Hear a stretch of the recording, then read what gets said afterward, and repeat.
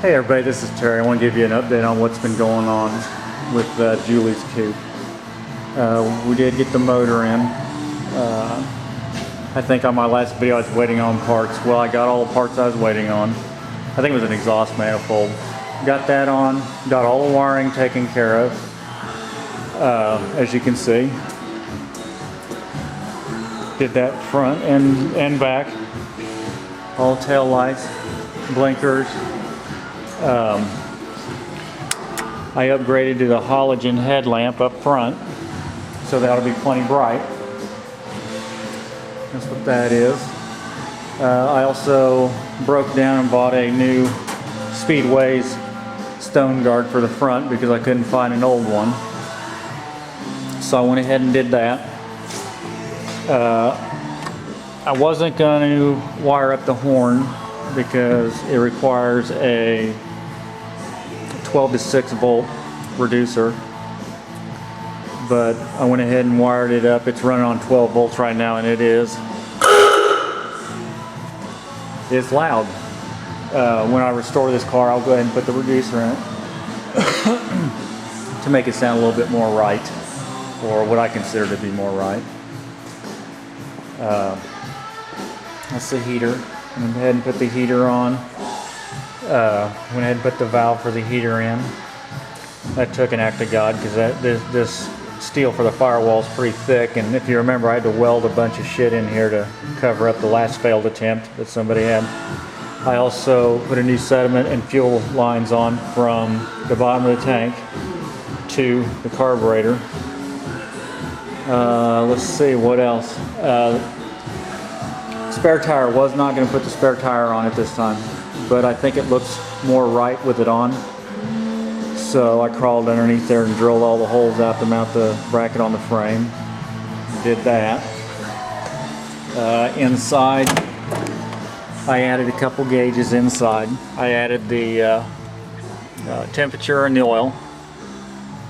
And this is actually the second temperature gauge I put in. The first one I did didn't work.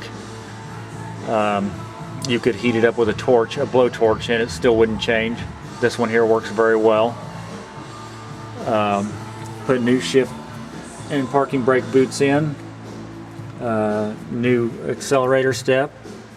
That's what that heater valve looks like. I put new grommets in for the choke rod and new plates in for both the shift and the column, and a new pad for the starter and a new pad for the accelerator. And then I put a new rubber mat in. I don't remember if I said it, but it's on top of new plywood and floorboards too. I installed a disconnect in it, and I just kind of threw a seat cover on because it looks better than what I had underneath it. A lot of the foam's gone, and this seat cover is not actually for this seat, but for me it's good enough. Tore some of the headliner shit down that was in the way. Make sure all the windows roll up and down. Originally, if you remember on my last video, I was talking about plumbing this into here and tapping this. Okay, well the story behind that is originally the temperature gauge and sending unit that I was going to use was too long to fit in here. And by the time I found that out, I had already cut this and installed this ugly shit here. So the other temperature gauge kit that I had a lot smaller one, which could have been tapped in here. But since I already had this on here, it's like, well, fuck it, I'll just use this for now. So that's what I did. I got everything wired up: tail lights, headlights, horn, all the electrical for the distribution and ignition. This here line here is for the oil pressure. Its sending unit is located deep down in here. You can barely see it, right in here. That's what I've been up to. I think back here, instead of ordering a latch and new handle and all this, because I'm not going to use this. This is a trunk lid. I've already ordered and received a coupe rumble seat lid for it, which changes a lot of this.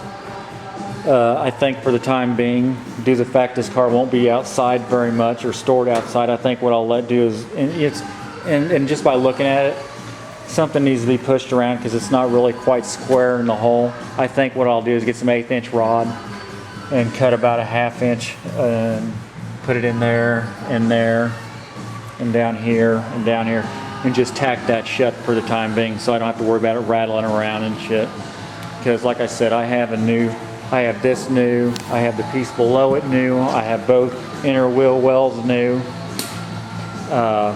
I will eventually have new rear fenders, and I think the running board's okay, I think the splash apron's okay, and I'm gonna get new front fenders for it, which they will have to be worked a lot, because the front, if anybody's ever put these steel front fenders on, know that they do not fit worth a shit along this area here. And if it's like my other truck, they didn't, even the mounting in here didn't work very well, so I'll have to do some stuff with that. When I did originally fire this motor off, it had a hell of a knock in it. I don't know if you guys can see this. It took me a while to figure out what was going on, but right there where that flashlight's, let me see if I can zoom in and then find it. I don't think you can see that. Anyway, right down underneath there, where my finger's at, this pulley here has 3 spokes on it. And what was going on was, this is an aftermarket pulley for a new style front crank seal, and this is an aftermarket Flotomotor type front motor mount yoke. Every 3rd spoke was hitting and clearancing itself on this aftermarket bracket there. So when I first fired it off, I'm like, holy shit, what is that knock? And I had my stethoscope out and all this shit out trying to figure out what this knock was, and finally shut it off. Was inside taking a shower and got to thinking about it, because I remember when I put that motor in, it was real close there. So with that said, I was like, I wonder if that pulley's hitting on that. I come out and turned the motor over by hand, and sure as shit, it was hitting on there, and it clearanced itself, and that was it. So anyway, this indicator here, this indicator light here tells me when the battery has power to it, because I put a disconnect switch on it, so I wouldn't have to unhook the battery every time. And this light here is for the brake lights. That's on the traveler side of the brake light switch. When that comes on, I know I have brake lights. I guess for some reason, when these aftermarket switches for the brake light have a tendency to fail. That's nice, whatever. But anyway, let's see if it'll start. I would hope it'd start.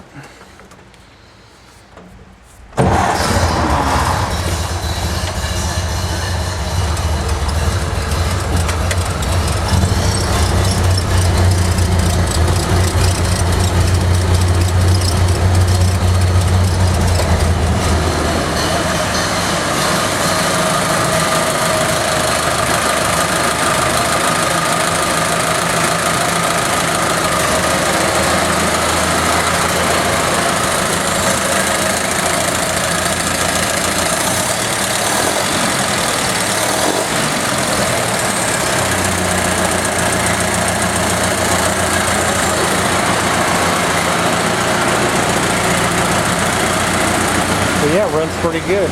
Really happy with the way it runs. Can't complain.